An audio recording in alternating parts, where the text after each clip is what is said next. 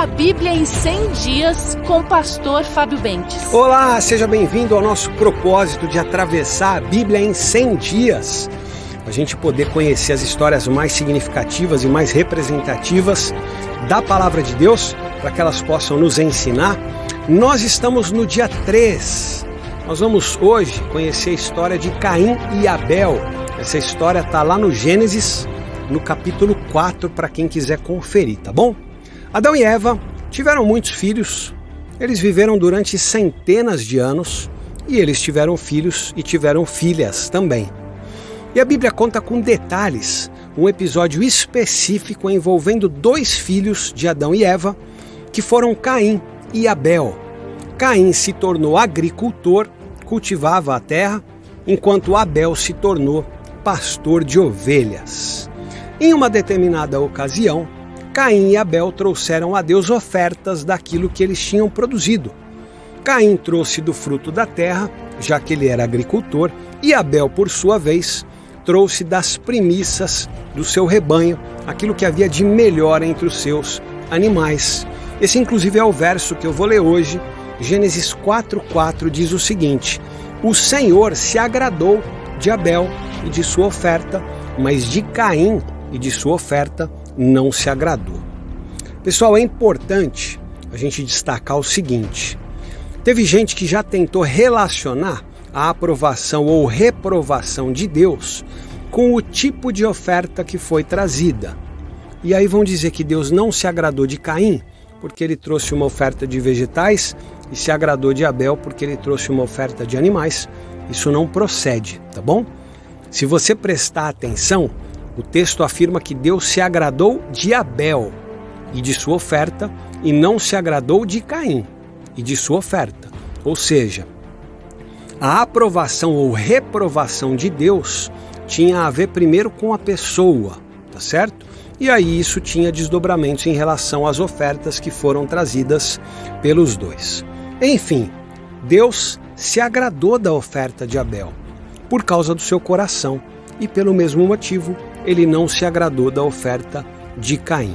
Isso acabou gerando descontentamento em Caim. Agora, em vez de ele fazer uma autoavaliação e mudar o próprio coração para efetivamente buscar ser aceito por Deus, ele ficou consternado. E aí o Senhor fez uma advertência a Caim. Por que você está nervoso?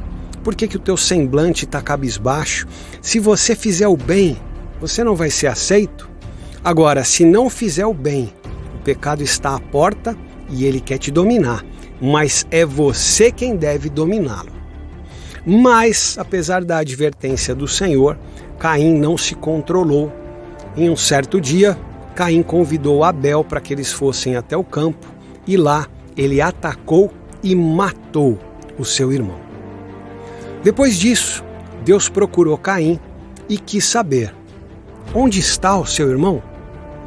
Caim foi abusado e ainda deu uma resposta desrespeitosa ao Senhor, que nos termos de hoje iria ser qualquer coisa do tipo: por acaso eu sou a babá do meu irmão? Deus, sabendo o que tinha acontecido, disse o seguinte para Caim: o sangue do seu irmão derramado na terra está clamando a mim pedindo por vingança. E aí, como consequência do ato de Caim, Deus declarou que ele seria amaldiçoado, que a terra não daria mais a sua força para Caim. Caim iria se tornar um fugitivo, iria viver errante pela terra. E aí, diante desse quadro, Caim, temendo pela própria vida, tentou argumentar com Deus, dizendo que a punição que ele estava recebendo era maior do que ele podia suportar. Ele acreditava que essa condição em que ele iria ser colocado, um fugitivo vagando errante pela terra, iria fazer com que as pessoas tivessem medo dele e cedo ou tarde alguém iria matá-lo.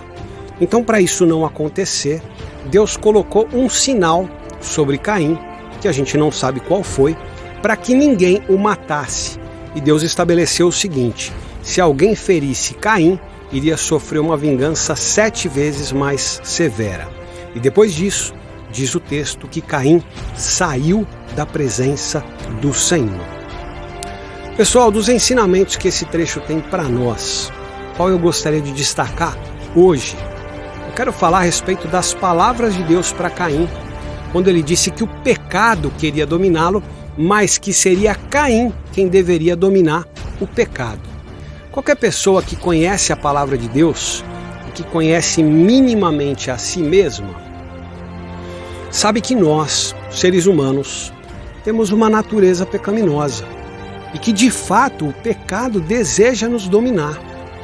Precisa haver um esforço da nossa parte para que nós consigamos fugir do pecado, porque o caminho normal é a nossa natureza nos levar justamente na direção do pecado. Mas graças a Deus, todos aqueles que já tiveram o privilégio de conhecer o Senhor Jesus e de entregar o coração para o Senhor Jesus, também sabem que é possível dominar o desejo de pecar com a força do Espírito Santo de Deus que está dentro de nós, com obediência ao Espírito Santo de Deus, que vai trazer à nossa mente aquilo que Jesus ensinou.